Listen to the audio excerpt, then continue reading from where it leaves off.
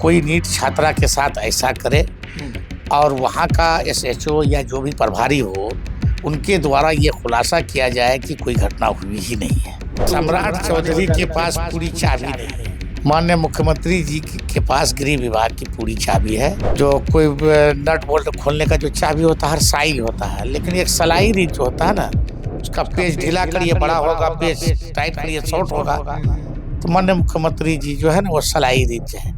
अभी लगाए वो चाबी अपना देखिएगा कुछ ही दिन में। 2015 से पहले के नीतीश कुमार आज के नीतीश कुमार में बहुत अंतर है। उस समय वो थे तो बगैर सलाह किसी ने जो बोल दिया माननीय मुख्यमंत्री जी एक निर्णय हो गया। लेकिन 2015 तक जो हम लोगों ने देखा उसको इधर उधर कुछ नहीं, जो हम कर रहे हैं वो अच्छा ये था। ये जेडीयू पाले के हैं या फिर बीजेपी पाले के? जेडीयू पाले में ऐसा कोई लोग नहीं। क्या अजान की आवाज 500 मीटर के दायरे से आगे जानी चाहिए या ये हमारे सदर अख्तर ईमान साहब बताएंगे। वसीम भाई आप इतनी हम लोगों को फंसाते नमस्कार, आप लाइव सिटीज देख रहे हैं, आपके साथ मैं हूं वसीम खान। देखिए, भले ही बिहार में एनडीए की सरकार प्रचंड बहुमत के साथ बनी है, मुख्यमंत्री नीतीश कुमार ने 10वीं बार मुख्यमंत्री पद का शपथ लिया है, मगर मुख्यमंत्री नीतीश कुमार को टॉर्चर किया जा रहा है। यह बातें हम नहीं कह रहे हैं। देखिए, फ्रेम में आपको एआईएमआईएम के विधायक मुर्शीद आलम जी हैं जो दिखाई दे रहे होंगे, और स्पष्ट रूप से इन्होंने कहा कि मुख्यमंत्री नीतीश कुमार को 2-3 लोग ऐसे हैं जो टॉर्चर कर रहे हैं। वहीं दूसरी तरफ इनके ही पार्टी के नेता हैं अख्तर ईमान, जिन्होंने कहा है कि भाई अजान की आवाज 500 मीटर के दायरे से ज्यादा आगे नहीं जानी चाहिए, और कई तरह की बातें उन्होंने और भी कही है। वहीं पटना में जिस तरीके से नीट छात्रा के साथ हैवानियत हुई, अब तो इस पूरे घटनाक्रम की जांच सीबीआई को सौंप दी गई है। इन तमाम मसलों पर हम बात करेंगे मुर्शीद आलम जी से। मुर्शीद आलम जी, अभी आपने बयान दिया कि मुख्यमंत्री नीतीश कुमार को टॉर्चर किया जा रहा है, तो आखिर कौन लोग हैं? क्योंकि आप लंबे वक्त तक उनके साथ रहे, अब कहीं ना कहीं आप राजनीतिक गुरु भी मानते हैं, कहते हैं कि भाई हमको नेता बनाया, तो कौन कर रहा है मुख्यमंत्री नीतीश कुमार को टॉर्चर? सबसे पहली बात तो मैंने ये टॉर्चर की बात नहीं कहा। हमारा कहने का सेंस था कि माननीय मुख्यमंत्री 2015 तक जो वन मैन आर्मी थे और उसका जो काम करने का जो एक तरीका था, तो वन मैन आर्मी की तरह वो ठोस कदम उठाते थे बगैर किसी बिला झिझक के। अभी के समय में जो एनडीए उसका जो पार्टनर है सरकार में, तो 3-4 लोग ऐसा हमको महसूस हो रहा, बाकी गॉड नोज बेहतर क्या है, कि कहीं न कहीं नीतीश कुमार के निर्णय में वो बाधा भी आ जाता है और उसको समझाने में या निर्णय को रोकने में, निर्णय में लेने में देरी का कारण भी बन जाता है। नाम तो आप बताएंगे नहीं?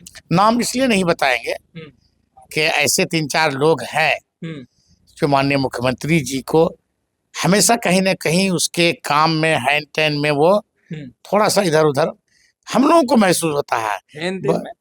मतलब भाई कोई निर्णय लेना है तो ऐसे नहीं वैसे नहीं वैसे नहीं। लेकिन 2015 तक जो हम लोगों ने देखा उसको इधर उधर कुछ नहीं, जो हम कर रहे हैं वो सुनो। अच्छा, ये था कि जो हम कर रहे हैं वो सुनो, जिसके वजह से बिहार सुधर गया था।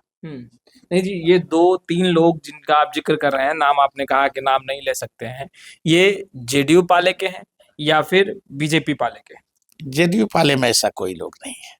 वैसा कोई जेडीयू पाले में नहीं? भाई जेडीयू के लिए वो सर्वमान्य नेता है, जेडीयू के, और उसमें तो ऐसा किसी का भी हिमाकत नहीं है कि माननीय नीतीश कुमार जी के निर्णय में कोई बाधा बन जाए। जेडीयू में कोई ऐसा लोग नहीं है। यानी आप कह रहे हैं कि बीजेपी के कुछ नेता के दबाव में मुख्यमंत्री नीतीश कुमार? दबाव में नहीं, मतलब उसका सलाह में ये सलाह वो सलाह हैंड करना पड़ता था। पर उस समय वो थे तो बगैर सलाह किसी ने जो बोल दिया माननीय मुख्यमंत्री जी एक निर्णय हो गया, वो अंतिम रूप ले लिया। मुख्यमंत्री नीतीश कुमार में आप बदलाव देखते हैं? बदलाव पूरे बिहार की सरकारें में है। माननीय नीतीश कुमार के जो सरकार था 2015 तक, कोई भी मुसलमानों के खिलाफ एक शब्द बोल देगा आप शब्द आप नहीं देखे 2018 में कि आश्वस्त चौबे द्वारा भागलपुर के उतने बड़े माननीय मंत्री के बेटा बिहार के मुसलमानों के खिलाफ और उस जुलूस में आप शब्द बोला और उसको 24 घंटे के अंदर गिरफ्तार करके भेज दिया। नीतीश कुमार में वर्तमान में आप क्या बदलाव देखते हैं, ये बताइए।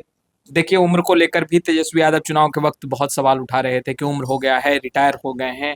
आप क्या बदलाव देखते हैं, क्योंकि आपने तो लंबे वक्त तक उनके साथ राजनीति की है। हम जो बोलना था हम बोलिए भाई। 2015 से पहले के नीतीश कुमार, आज के नीतीश कुमार में बहुत अंतर है जी। अभी हम खास करके यही बात कहेंगे माननीय मुख्यमंत्री जी से, हम मुसलमानों के साथ जो इतना मॉब लिंचिंग किया जा रहा है और सताया जा रहा है, कहीं न कहीं बीजेपी वाले एक मानसिकता बना लिया है कि जितना मुसलमानों को टॉर्चर करोगे, जितना नुकसान पहुंचाओगे, उतना हिंदू समाज खुश होगा।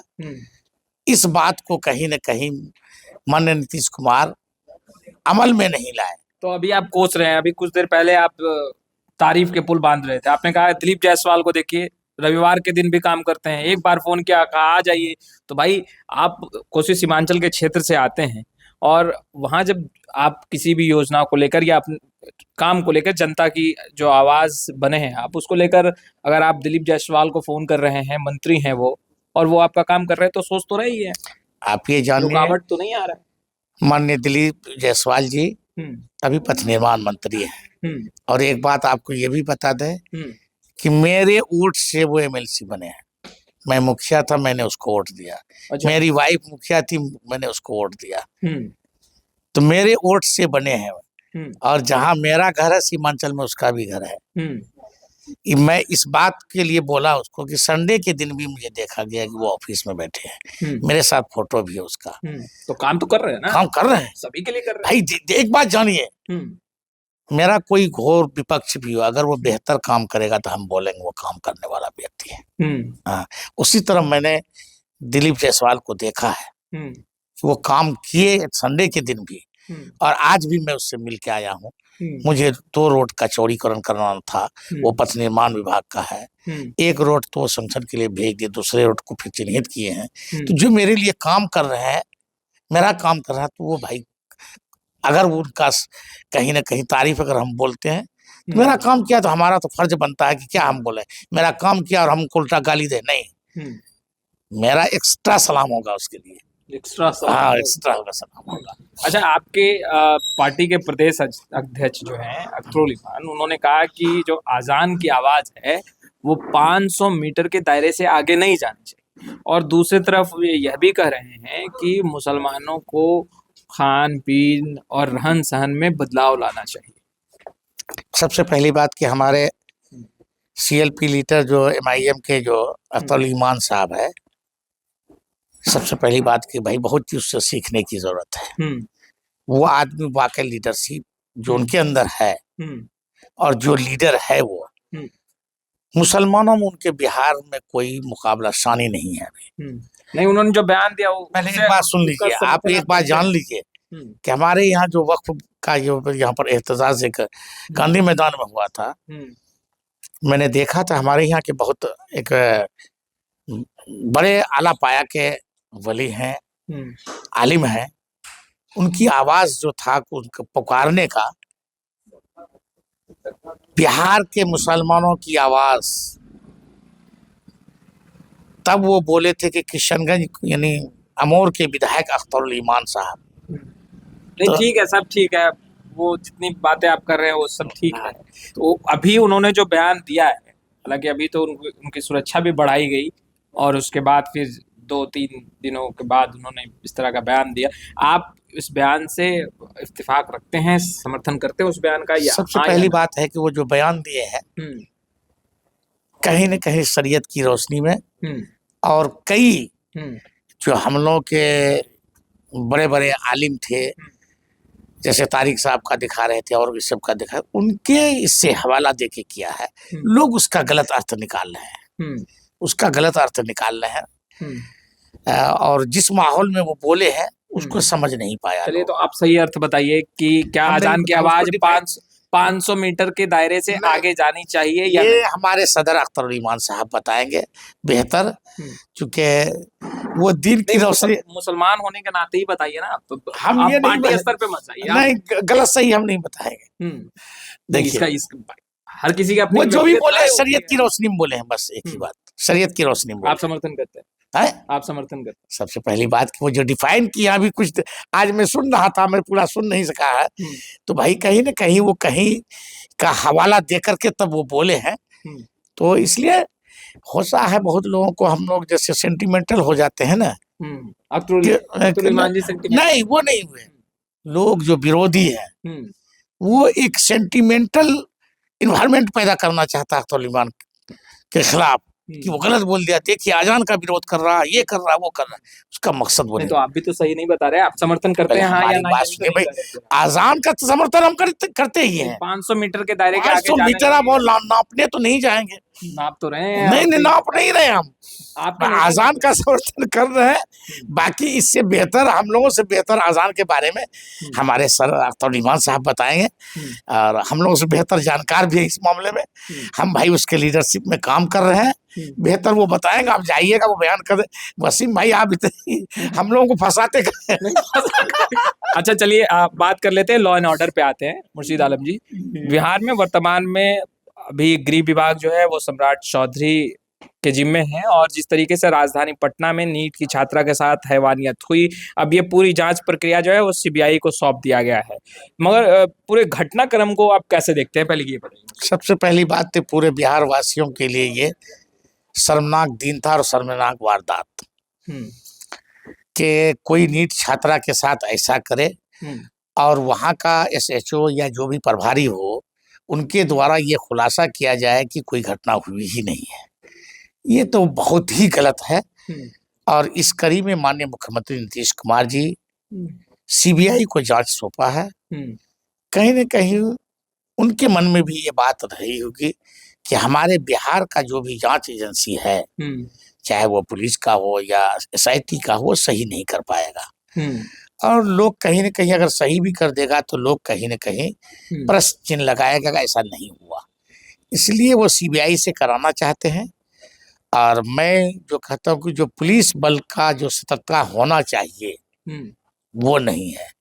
पुलिस बल में भी 25% लोग ऐसे हैं जो पैसे पर बिकता है, पैसे पर बिकते हैं। हम भी कहते पैसे पर बिकता है, और जो पीड़िता होता है जिसको न्याय मिलना चाहिए वो नहीं मिलता है। कहीं न कहीं वो रास्ते से भटक जाता है। जो उनको शपथ दिलाया गया कि आप अपने वर्दी पहन के क्या करेंगे, वो कहीं न कहीं उससे भटक जाता है। पहले गृह विभाग मुख्यमंत्री नीतीश कुमार के हाथों में था और अब सम्राट चौधरी के हाथों में है। ये अब अंतर क्या देख रहे हैं मुर्शीद आलम जी? आकलन तो सम्राट चौधरी के पास पूरी चाबी नहीं है, पूरी चाबी नहीं है। माननीय मुख्यमंत्री जी के पास गृह विभाग की पूरी चाबी है। अभी देखिएगा वो सलाई रिंच की तरह इस मामले में कितना कस देते हैं। माननीय मुख्यमंत्री जी जो है ना, जो कोई नट बोल्ट खोलने का जो चाबी होता है हर साइज होता है, लेकिन एक सलाई रिंच होता है ना, उसका कोई साइज नहीं होता, सभी नट में लग जाता है। सलाई रिंच है, उसका पेज ढीला करिए बड़ा होगा, पेज टाइट करिए शॉर्ट होगा। तो माननीय मुख्यमंत्री जी जो है ना वो सलाई रिंच है। अभी लगाएंगे वो चाबी, अपना देखिएगा कुछ ही दिन में सब ठीक कर देगा। तो आपने सुना मुर्शीद आलम जी को। फिलहाल इस वीडियो में इतना ही। अब तक आपने हमारे चैनल को सब्सक्राइब नहीं किया है तुरंत सब्सक्राइब कर लें। आपका बहुत बहुत शुक्रिया।